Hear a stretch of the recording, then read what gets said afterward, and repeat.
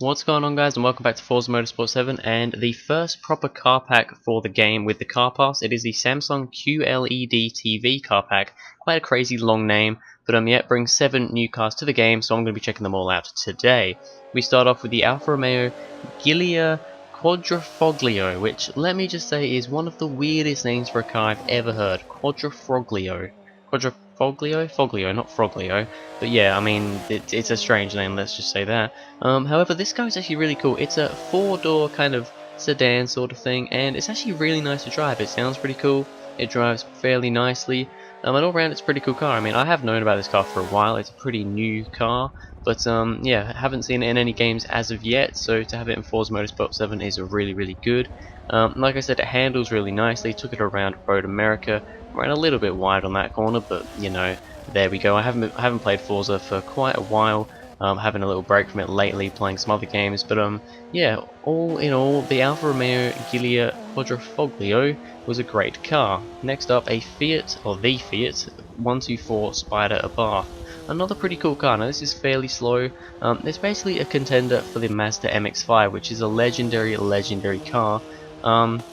Nothing's really been able to compete with it on that exact same level. However, this Fiat 124 Spider Abarth really does. I think it looks pretty cool. I was never too sure at first, but I'm pretty happy with the look of it.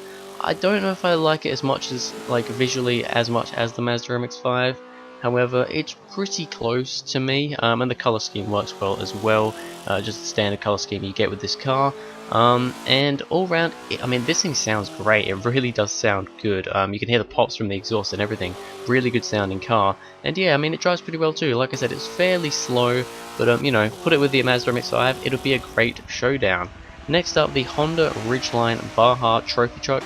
Now this is one of those cars that I don't understand why it's in the game. You know, bringing this into Forza Horizon, like Horizon 3, is fine because, you know, you have all the off-road stuff. However, bringing this sort of vehicle into Forza Motorsport, the Forza Motorsport series, all about track racing, what's the point? What is the point? I mean, it does drive fine around. I mean, I drove it around the Bernese Alps here, as you can see, and I mean, yeah, it gets around the course fine, but why would you want to drive a trophy truck around when you have road cars and race cars to be driving? It doesn't really make much sense to me why they add things like this in the game. I'm personally not the biggest fan of trophy trucks anyway. This one actually does drive pretty well, but I mean, it's not driving in its, you know, its natural habitat. It should be off-road. So having this in this game doesn't make much sense to me. Next up, we have the Maserati 250F. It's a classic race car, and it's a really good one. I was a bit scared of driving this because classic race cars can sometimes be a little bit, you know, a little bit scary to drive, but no, this Maserati was actually really nice to drive. It handled really well. It actually gripped really well as well, which was surprising because, you know, like I said, classic cars not the most to grip usually. This was fine. You could really throw this thing around. You know, you could make mistakes if you went too far with it, but all in all, keep it together. And the Maserati 250F is actually a really good car. One of the standout cars in this pack, I think. I mean, this is a really good pack. I'll get to that at the end, but yeah, the Maserati 250F definitely doesn't let the pack down. If anything, makes the pack better, and it's actually a really fun car. Don't know if I'll drive it again, but it's still a nice addition to the game if you're into that sort of thing. Next up, the Nissan number 20 Coca-Cola Bluebird Super Silhouette. That was... What is with this car pack? Long name for the car pack, long name for the cars. What's going on here, Forza? You're giving us all the long ones.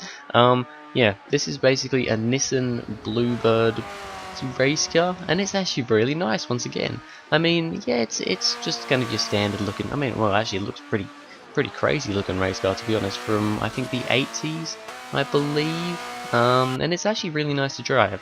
Never actually really driven a Nissan Bluebird. Kind of the thing that came, well, not really before the Skyline, but I don't know. It's kind of, from what I remember, my granddad used to have a Nissan Bluebird. Not a race car, obviously, just a normal one. But yeah, this thing grips like hell. Is really fast. Altogether, a really awesome car.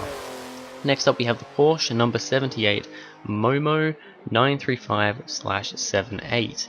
Another crazy race car, and yeah, it's a pretty good one. Not too much to say about it. Probably the fastest car in the pack, I would say. A little bit quicker than the Nissan, and it's just really nice to drive. It looks pretty crazy. Once again, a lot of crazy looking cars in this pack, I think. and you know, altogether it drives really well. Took it around Dubai, Yas Marina, and it was just a good car. I mean, what can you say about it?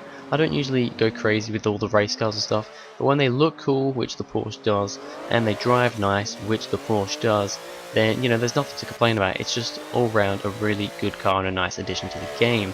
And then finally we have the Toyota Land Cruiser Arctic Trucks 8037, which is another one of those vehicles like the Baja trophy truck, which we don't need in the game. I like having SUVs added to Forza Motorsport 7. I think it's kind of cool just, you know, racing an SUV around the track, you know, giving it a crap ton of upgrades, making it super powerful, and throwing it around the track. That's a lot of fun.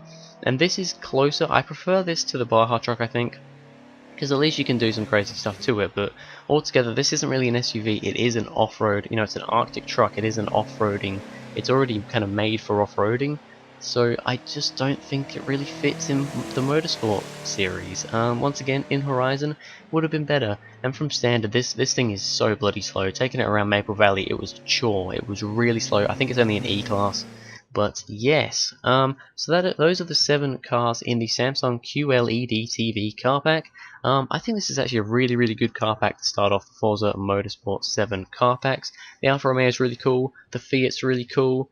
The Maserati I think is really cool. The Nissan's pretty cool. The Porsche is pretty cool. So that's 5 cars in the pack that I think are really good. And then I think the Honda Baja truck and the Toyota Land Cruiser are not really needed. Those are the 2 letdown cars of the pack. However, you know, the 5 cars that are good in this pack I think are actually really good. It's nice to have, you know, some road cars, some cool race cars, some classic stuff. I think it's just a really good mix, and I'm really excited for the next car pack. But anyway, that is it for this video, guys. Thank you very much for watching. If you enjoyed, please go ahead, like and subscribe, and I will see you guys in the next video.